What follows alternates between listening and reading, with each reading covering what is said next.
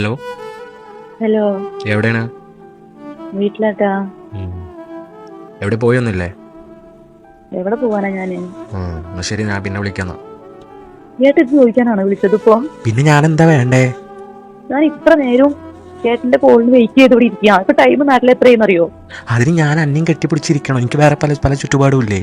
ചേട്ടൻ പല ചുറ്റുപാടായിട്ട് എന്നതാ എന്റെ സ്വർണം തീർന്നതിന് ശേഷം എൻ്റെ വീട്ടുകാർ ഇപ്പൊ ചെയ്ത കാര്യങ്ങൾ അറിയില്ലല്ലോ എനിക്ക്.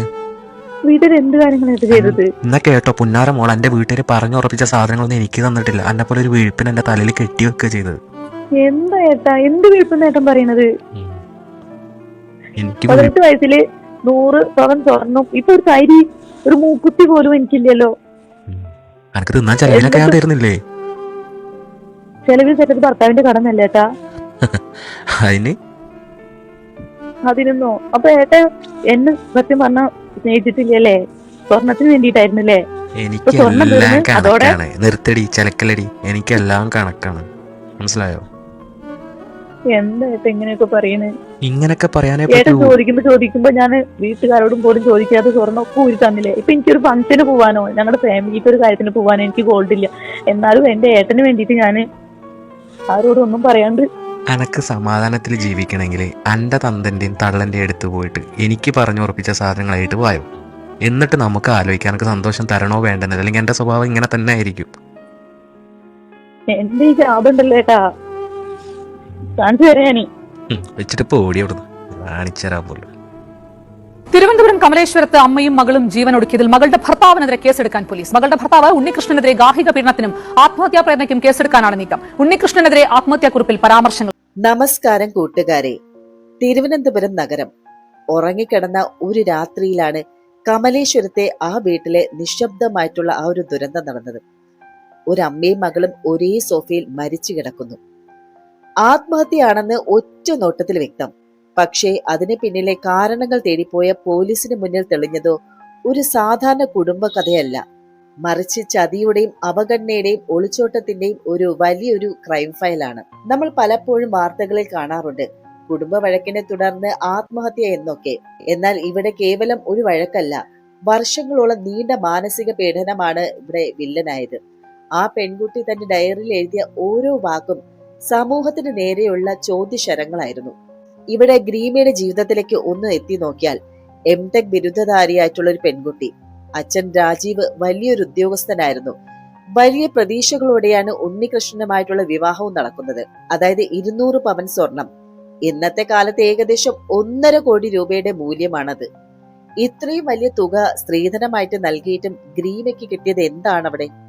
സാധാരണ ഒരു വിവാഹം കഴിഞ്ഞാൽ ദമ്പതികൾ പുതിയ ജീവിതത്തിന്റെ സ്വപ്നങ്ങളാണ് നെയ്യുന്നത്. എന്നാൽ ഇവിടെ വിവാഹം കഴിഞ്ഞ് 25-ാം ദിവസം ഉണ്ണികൃഷ്ണൻ അയർലൻഡിലേക്ക് തിരിച്ചുപോയി. പിന്നീട് ഒരിക്കൽ പോലും ഗ്രീമയെ അങ്ങോട്ട് കൊണ്ടുപോകാൻ അയാൾ തയ്യാറായില്ല. ഇതിനെ നമ്മൾ അബാൻഡഡ് ബ്രൈഡ്സ് അഥവാ ഉപേക്ഷിക്കപ്പെട്ട വധുക്കൾ എന്ന് വിളിക്കും. ഗൾഫ് രാജ്യങ്ങളിലേക്കും യൂറോപ്പിലേക്കും പോകുന്ന പല പ്രവാസികളും നാട്ടിൽ വന്ന് വിവാഹം കഴിച്ച് പെൺകുട്ടികളെ ഇങ്ങനെ ഉപേക്ഷിക്കാറുണ്ട്. ഈ ഒരു മരണം വലിയൊരു ദുരൂഹതയിലേക്ക് തന്നെയാണ് നയിക്കുന്നത്. നമുക്കറിയാം ഇതിൽ ഏറ്റവും വലിയ ദുരൂഹത എന്ന് പറയുന്നത് സൈനൈഡ് എന്നുള്ള ഒരു കാര്യമാണ്. സൈനൈഡ് എന്നത് ഏതൊരു സാധാരണക്കാരനും കടയിൽ പോയി വാങ്ങാൻ കിട്ടുന്ന ഒരു സാധനമല്ല. അത് അതീവ മാരകമായിട്ടുള്ള വിഷമാണ്.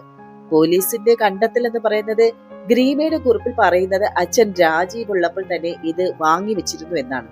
എന്തുകൊണ്ടായിരിക്കും ആ അച്ഛൻ തന്റെ കുടുംബത്തിന് മരിക്കാനായിട്ട് ഈ ഒരു വിഷം വാങ്ങി സൂക്ഷിച്ചത്? രാജീവിന് ഹൃദ്രോഗമുണ്ടായിരുന്നു.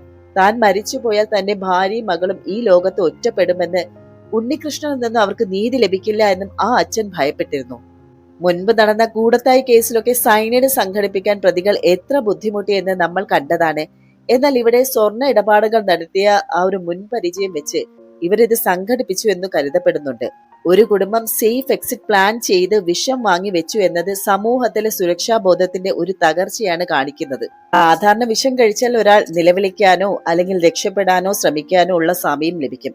എന്നാൽ കമലേശ്വരത്ത് സജിതയും ഗ്രീമയും മരിച്ചു കിടന്ന ഈ ഒരു രീതി നോക്കൂ. സോഫയിൽ വളരെ ശാന്തമായിട്ട് കൈകൾ ചേർത്ത് പിടിച്ച്, അതായത് വിഷം ഉള്ളിൽ ചെന്ന് നിമിഷങ്ങൾക്കകം തന്നെ അവരുടെ മസ്തിഷ്കത്തിലേക്കുള്ള ആ ഒരു ഓക്സിജൻ പ്രവാഹം നിലച്ചു. വേദന പുറത്തു പറയാൻ പോലും സമയം കിട്ടിയില്ല. ഇവിടെ നമ്മൾ ചിന്തിക്കേണ്ടത് സൈനൈഡിന്റെ ലഭ്യതയെക്കുറിച്ച് തന്നെയാണ്. ഉണ്ണികൃഷ്ണനെ കുറിച്ച് പോലീസ് പുറത്തുവിട്ട വിവരങ്ങൾ കേൾക്കുമ്പോൾ നമ്മൾ തന്നെ ഞെട്ടിപ്പോകും. ഇതിനെ മനഃശാസ്ത്രത്തിൽ ഡബിൾ ലൈഫ് അഥവാ ഇരട്ട ജീവിതം എന്ന് പറയാം. പകൽ സമയത്ത് ഒരു പ്രവാസി മലയാളി മാന്യമായിട്ട് ജോലി ചെയ്യുന്ന ഒരാള്, എന്നാൽ രാത്രി കാലങ്ങളിൽ ഇയാൾ ഒരു ഗേ സൈറ്റുകളിലും ഡേറ്റിംഗ് ആപ്പുകളിലൊക്കെ സജീവമാണ്. ഒരാൾക്ക് തന്റെ ലൈംഗിക ചായ്വുകൾ തിരഞ്ഞെടുക്കാനുള്ള അവകാശമുണ്ട്.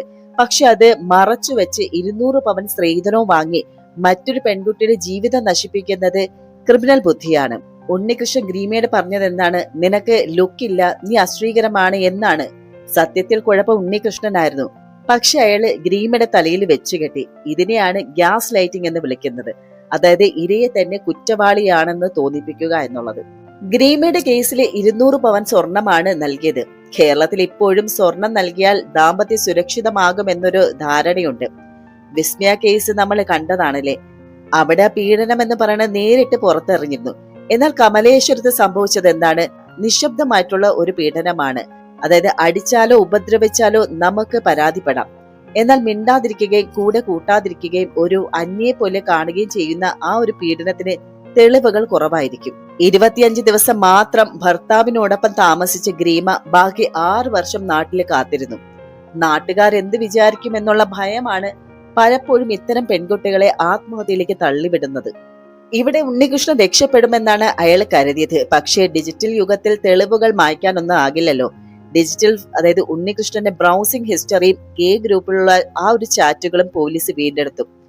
ആത്മഹത്യ നടന്ന അന്ന് പോലും അയാൾ ഇത്തരം സൈറ്റുകളിൽ സന്ദർശിച്ചിരുന്നു. ഇത് ശരിക്കും പറഞ്ഞാൽ അയാളുടെ ഒരു ക്രൂരതയുടെ തെളിവ് തന്നെയാണ്. അയർലാൻഡിലേക്ക് രക്ഷപ്പെടാൻ ശ്രമിച്ച ഇയാളെ മുംബൈയിൽ വെച്ച് തടഞ്ഞ് പോലീസിന്റെ കൃത്യമായിട്ടുള്ള പ്ലാനിങ്ങിലൂടെയാണ്. വിമാനത്താവളത്തിലെ ഇമിഗ്രേഷൻ വിഭാഗത്തിന് ലുക്കൌട്ട് നോട്ടീസ് നൽകിയത് കൊണ്ടാണ് അയാൾക്ക് രാജിവിടാൻ കഴിയാതിരുന്നത്. ഇവിടെ ഗ്രീമയുടെ ആ വരികൾ ഒന്നുകൂടി ഒന്ന് ഓർത്തു നോക്കിയേ. ഉപയോഗിച്ച ഉടുപ്പ് പോലെ എന്നെ വലിച്ചെറിഞ്ഞു എന്നുള്ളതാണ്. ശരിക്കും പറഞ്ഞാൽ ഉണ്ണികൃഷ്ണൻ തന്റെ ഇഷ്ടങ്ങൾ വീട്ടുകാരോട് പറഞ്ഞിരുന്നുവെങ്കിൽ, അല്ലെങ്കിൽ രാജീവ് മരിച്ചപ്പോൾ ഗ്രീമയ്ക്കും സജിതയ്ക്കും കൃത്യമായിട്ടുള്ള ഒരു മാനസിക പിന്തുണ ലഭിച്ചിരുന്നെങ്കിൽ, സ്വർണത്തിന് നൽകുന്ന വില പെൺകുട്ടികളുടെ മാനസികാരോഗ്യം അളക്കാൻ നമ്മൾ നൽകിയിരുന്നുവെങ്കിൽ ഈ ദുരന്തം ഒഴിവാക്കാമായിരുന്നു. നമ്മുടെ നാട്ടില് ഒരു ധാരണയുണ്ട്, മകനോ മകൾക്കോ എന്തെങ്കിലും ഒരു സ്വഭാവ ദൂഷ്യമോ താല്പര്യക്കുറവോ ഉണ്ടെങ്കിൽ അവരെ അങ്ങ് കെട്ടിച്ചു വിടുക, അപ്പോൾ എല്ലാം ശരിയാകുമെന്നും. ഉണ്ണികൃഷ്ണന്റെ കാര്യത്തിലും ഒരുപക്ഷെ വീട്ടുകാർ ചിന്തിച്ചതും അതായിരിക്കാം. തന്റെ സെക്ഷുവൽ ഓറിയന്റേഷൻ തുറന്നു പറയാൻ ഉണ്ണികൃഷ്ണൻ ഭയന്നു. ആ ഭയം ചെന്നു നിന്നത് ഗ്രീമ എന്ന പെൺകുട്ടിയുടെ ജീവിതം ഹോമിക്കുന്നതിലൂടെയായിരുന്നു. ഇവിടെ നമ്മൾ വിചാരിക്കും ഉണ്ണികൃഷ്ണൻ മാത്രമാണ് വില്ലൻ എന്ന്. പക്ഷേ അയാളെ തന്റെ വ്യക്തിത്വം തുറന്നു പറയാൻ അനുവദിക്കാത്ത ഈ സമൂഹത്തിനും ഇതിന് പങ്കില്ലേ? ആ പേടി കാരണമാണ് അയാൾ ഗ്രീമയെ വിവാഹം കഴിച്ചതും പിന്നീട് അവളെ ഒരു വസ്തു പോലെ ഉപേക്ഷിച്ചതും ഒക്കെ. പലപ്പോഴും നമ്മളെ ശാരീരിക പീഡനങ്ങളെ കുറിച്ച് മാത്രമേ സംസാരിക്കാറുള്ളൂ അല്ലേ? പക്ഷേ കമലേശ്വരത്ത് നടന്നത് മാനസികമായിട്ടുള്ള ഉന്മൂലനമാണ്. ഗ്രീമയെ കൊണ്ട് അവൾക്ക് സൗന്ദര്യമില്ല എന്നും അവൾ ഒരു പരാജയമാണെന്ന് വരെ തോന്നിപ്പിച്ചു. ഒരു വീട്ടിൽ ഒപ്പം താമസിച്ചിട്ടും മിണ്ടാതിരിക്കുക, ഒന്നിനും കൂട്ടാതിരിക്കുക എന്നത് അടിക്കുന്നതിനേക്കാൾ വലിയ ക്രൂരതയാണ്. ഉദാഹരണം പറയുകയാണെങ്കിൽ, ഒരു ചെടിക്ക് നമ്മൾ വെള്ളം നൽകാതിരുന്നാൽ അത് കരിഞ്ഞു പോകും. അതുപോലെയാണ് 6 വർഷം ഗ്രീമ ആ വീട്ടിലെ കരിഞ്ഞു പോയത്. അവസാനമായിട്ട് ഉണ്ണികൃഷ്ണൻ പറഞ്ഞ "നീ ആരാണെന്ന് എനിക്ക് അറിയില്ല" എന്നുള്ള വാക്ക് ആ ചെടിയുടെ വേരറുക്കുന്നതിന് തുല്യമായിരുന്നു.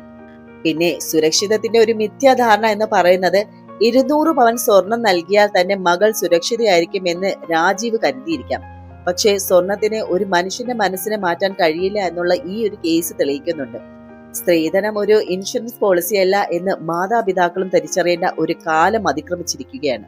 ഈ വീഡിയോയുടെ അവസാനം എനിക്ക് നിങ്ങളോട് ചോദിക്കാനുള്ളത് ഒന്നേ ഉള്ളൂ. ആ സോഫയിൽ കൈകോർത്ത് പിടിച്ചു കിടന്ന സജിതയെയും ഗ്രീമയും നമ്മൾ എങ്ങനെയാണ് ഓർക്കുക? നമുക്ക് ചുറ്റും ഇനിയും എത്രയോ ഗ്രീമമാരുണ്ടാകാം, ആരോടും ഒന്നും തുറന്നു പറയാനാകാത്ത ഉള്ളിലൊതുക്കി ജീവിക്കുന്നവർ. നിങ്ങൾ അത്തരത്തിലെ ഒരാളാണെങ്കിൽ ദയവ് ചെയ്ത് ഓർക്കുക, മരണം എന്ന് പറയുന്നത് ഒരു പരിഹാരമല്ല. നിയമസഹായം തേടാം, കൗൺസിലിങ്ങിന് പോകാം, അല്ലെങ്കിൽ അന്തസ്സോടെ ആ ബന്ധത്തിൽ നിന്ന് ഇറങ്ങിപ്പോരാം. ഇനി പ്രേക്ഷകരോട് പറയാനുള്ളത്, ഉണ്ണികൃഷ്ണനെതിരെ ചുമത്തിയിരുന്ന ആത്മഹത്യാ പ്രേരണ കുറ്റം അയാൾക്ക് അർഹമായിട്ടുള്ള ശിക്ഷ വാങ്ങിക്കൊടുക്കുമെന്ന് നമുക്ക് പ്രത്യാശിക്കാം. പക്ഷേ ഇനിയൊരു കമലേശ്വരം ഉണ്ടാകാതിരിക്കാൻ നമ്മൾ ഓരോരുത്തരും ശ്രമിക്കണം. ഈ കേസിനെ കുറിച്ചുള്ള നിങ്ങളുടെ അഭിപ്രായം എന്താണ്? ഉണ്ണികൃഷ്ണന്റെ ഭാഗത്താണോ അതോ ഈ കുടുംബം കുറച്ചുകൂടി ധൈര്യം കാണിക്കേണ്ടതായിരുന്നോ? നിങ്ങളുടെ സത്യസന്ധമായിട്ടുള്ള അഭിപ്രായങ്ങൾ താഴെ കമന്റ് ചെയ്യുക. സമാനമായിട്ടുള്ള സംഭവങ്ങൾക്കും വിശകലനങ്ങൾക്കുമായിട്ട് ഈ ചാനൽ ഇപ്പോൾ തന്നെ സബ്സ്ക്രൈബ് ചെയ്യുക. മറ്റൊരു വീഡിയോയുമായിട്ട് വീണ്ടും കണ്ടുമുട്ടാം. അതുവരെ നന്ദി, നമസ്കാരം.